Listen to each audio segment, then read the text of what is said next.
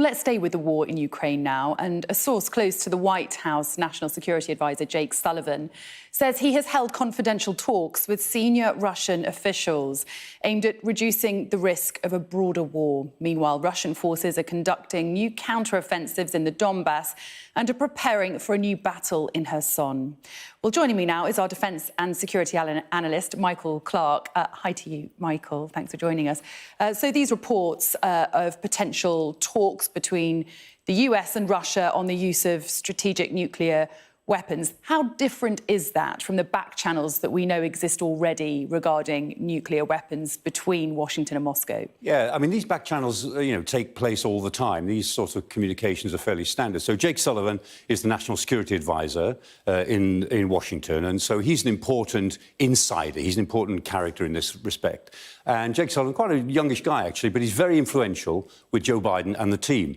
And the man he's talking to, in a sense, is his counterpart in the Kremlin, which is Yuri Uzhikov, and there he is on the left. Again, a senior man. He's not a minister, he's not foreign minister, not the defence minister. But if you talk to Uzhikov, then you know that Putin will hear it.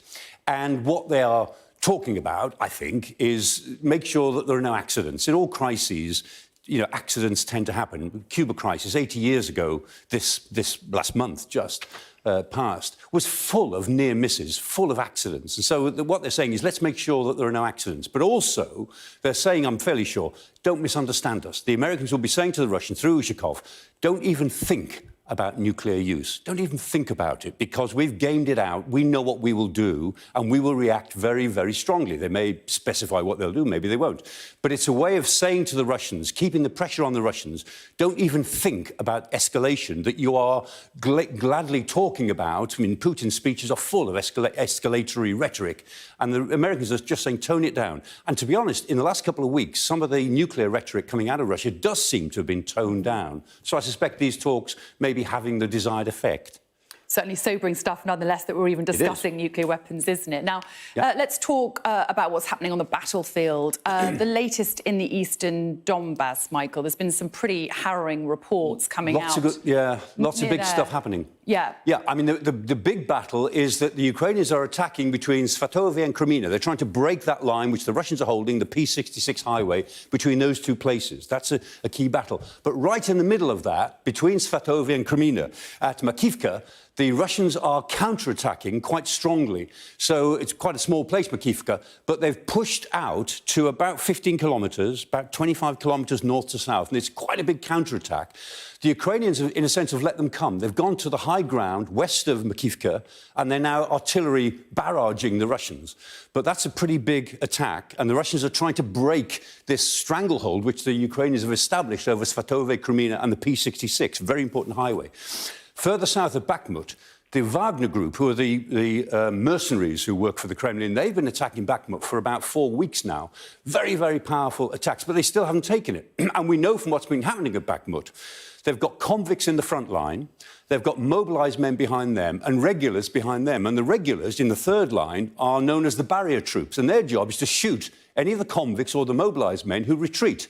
This is what they used to do at Stalingrad in the Second World War, shoot anyone who retreats. That's the way they're fighting at Bakhmut, and they're losing an enormous number of men, and they still haven't taken it. So both on the P-66 highway and at Bakhmut, the Russians are losing a lot of people. And at Pavlivka, even further south, near Donetsk, the whole of most of the 155 Marine Brigade, the Russian 155 Marine Brigade, looks as if it's suffered terribly. It's been almost wiped out. And there's a lot of comment on Russian channels, back channels, and their social media about all of this. The Russian media won't cover it. The Kremlin says, oh, we've lost about 2%. No, they haven't. They've lost well over 50% of the 155th Marine Brigade. So it's really hurting them. And what is the latest in the southern city of Kherson? We've been waiting for a big Ukrainian counteroffensive there for weeks now, but certainly it seems like things are moving. Yeah, it's changing. What the Russians are doing, they are moving to the eastern side of the Dnipro River, and so they're getting out of Kherson city, but they're leaving troops behind, both mobilised troops in dug-in positions and, reportedly, a lot of regular troops in civilian clothes. And there's a sort of reign of terror apparently taking place now. There's only about 60,000 people still in Kherson, 300,000 originally, about 60,000 now. And they're picking people up off the streets. And what the Russians seem to be trying to do is to encourage the Ukrainians, when they attack Kherson, which they will, to turn it into a series of street battles in which it will appear that the Ukrainians are shooting fellow Ukrainians. And Russian TV crews have turned up in the last 48 hours in Kherson to film all of this. So they're setting themselves up for what looks like a very nasty, as it were, a battle of propaganda as well as a battle.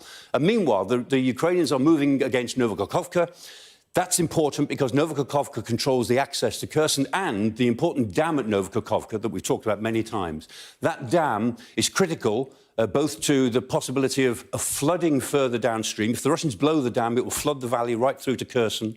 I mean, it would take about 19 hours for the floodwaters to get to the Black Sea, but they will get there. But also, it will cut off the canal, the main canal that runs from the dam right down to Crimea to supply water to Crimea. So it's a big thing to do. But if the Ukrainians look as if they are about to take Novokhovka, the betting is the Russians will blow the dam, and then there's a new situation. Meanwhile, 60,000 civilians are in the firing line down there. Michael, thank you.